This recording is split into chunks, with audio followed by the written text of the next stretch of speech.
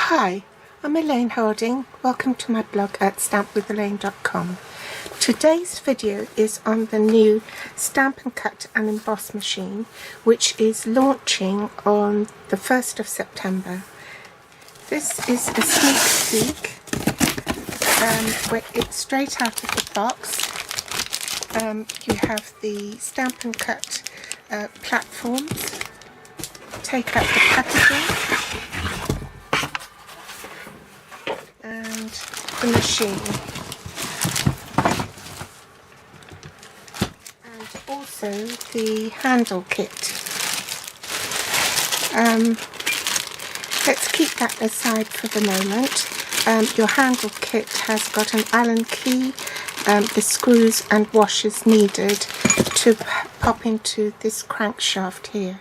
The livery is beautiful. There's sort of a metallic logo here with stamping up on it on both sides, and a grey rubber handle which is easy to get in and wide enough to get a good grip, and then these metallic details here.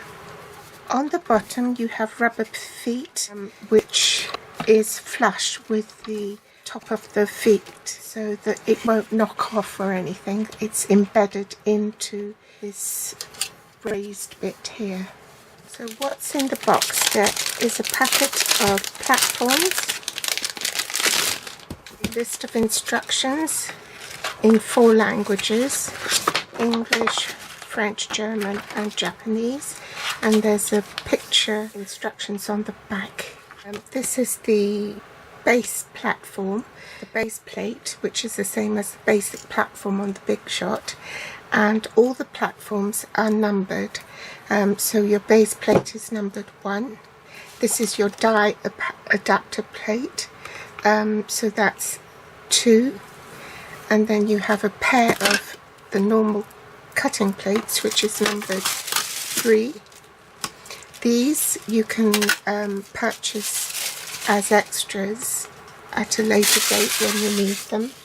And this is your specialty plate, which is probably for doing your embossing with. It also has a warning sign to tell you that this is not a cutting surface, so don't use that by mistake. And this will give you the recipe for using with thin dies. And what to do. So you place the die cutting edge face down, but not on this surface obviously. And also the recipes here for each sandwich. For 3D embossing folders, you need 1 and 4, this one and this one. And then for using with embossing folders, you need number 1 and a pair of number 3s. For die cutting with thin dies, then you need 1, 2 and a pair of 3s. Now we need to assemble the handle. This is your end cap.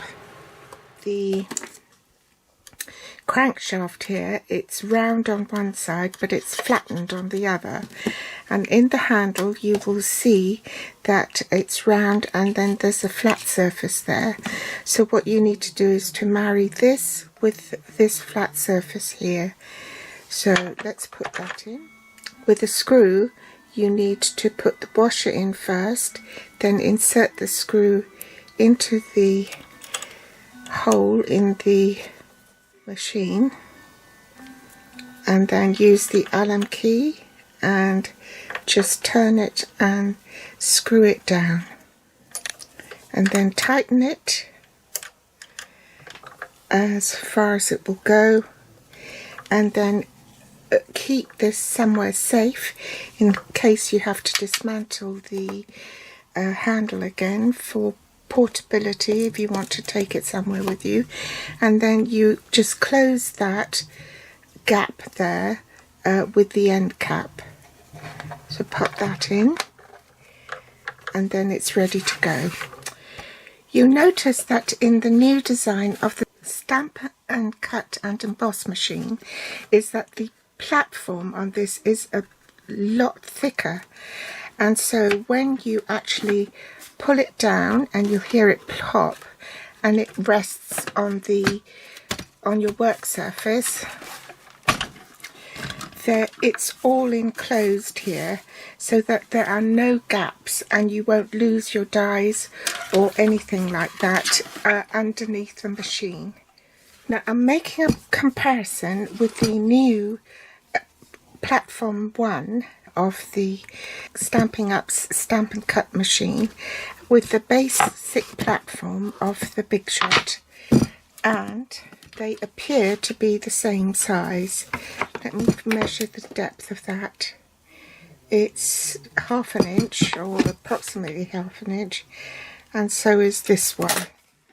Okay, so there's no difference in the size of the Big Shot platform and plate 1 of the Stamp and Cut and Emboss machine. This is platform 2 of the new Stamp and Cut and Emboss machine, and that's 1/8 of an inch. And this Stamp and Cut and Emboss machine plate is slightly wider, whereas the Big Shot one, probably through use, I've squished it anyway on the side. In the Big Shot is 6 1/8, and this one on the new machine is actually 6 1/4.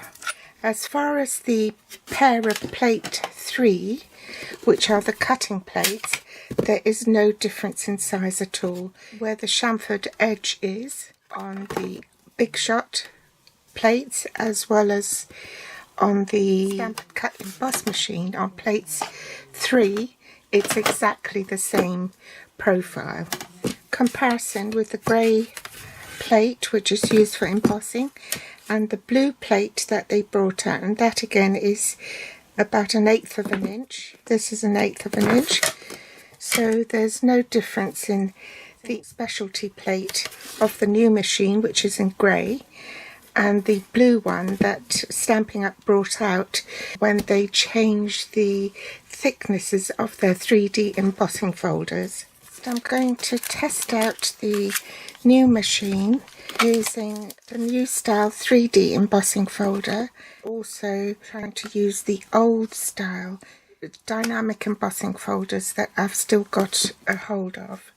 For the new Stamp and Cut machine, I'll do it in the Melon Mambo, and for the old style one in the Big Shot, I'll do it in Pineapple Punch, which is a retired cardstock. Now, I like to clean plates when I'm filming my videos, so I don't really want to muck up these pair of acrylic plates new from the Stamp and Cut machine. So what I'm going to do is, for the embossing, that's fine.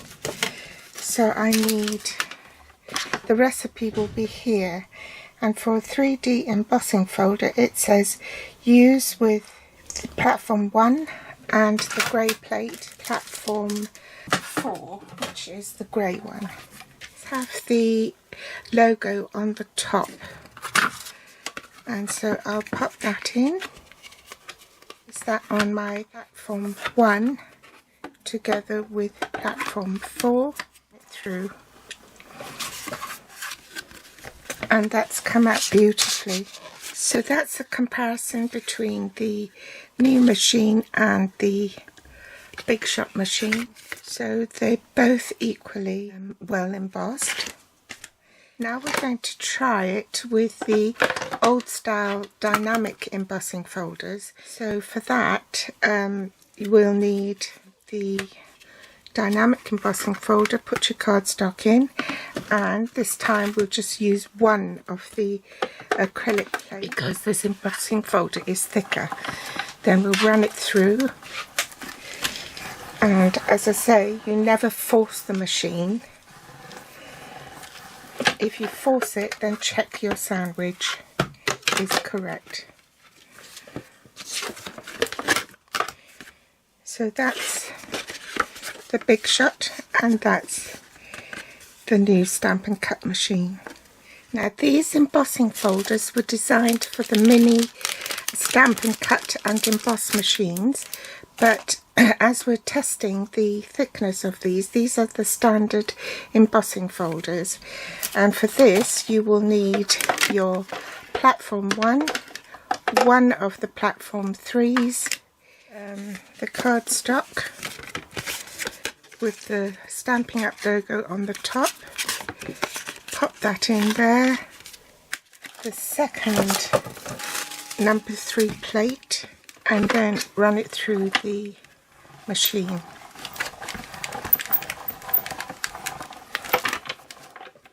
And that embosses very well as well. We'll make a comparison and you can see that it's good results as the Big Shot. The next one to test out is die cutting an ornate frame die. This is fairly intricate.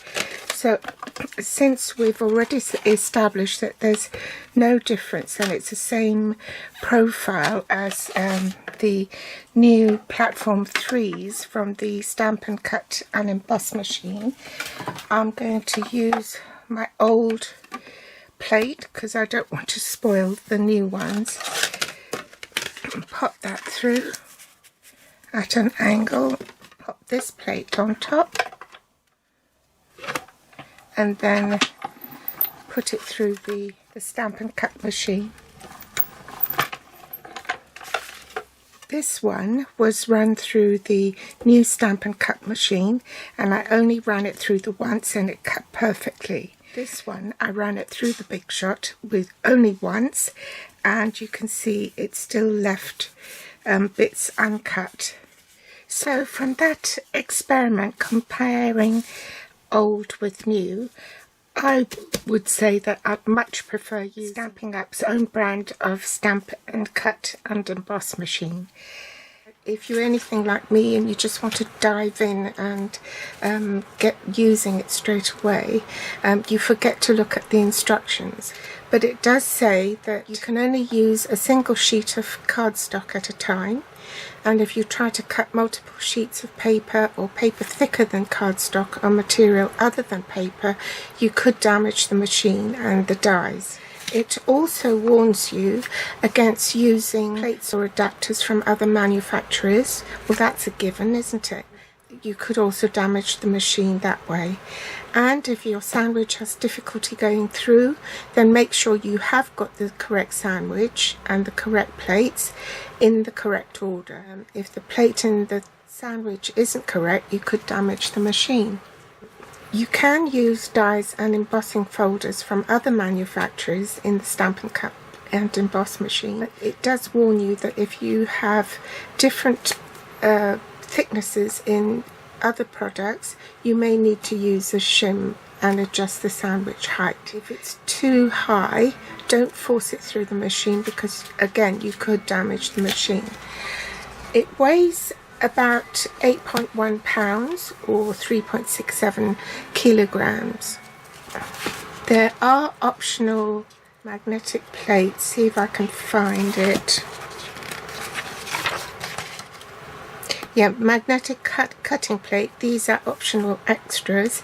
They won't be available at Cut and Emboss machine launch, and they'll advise us when it is available. You can get the replacement cutting mats when it's available, and the mini does come out.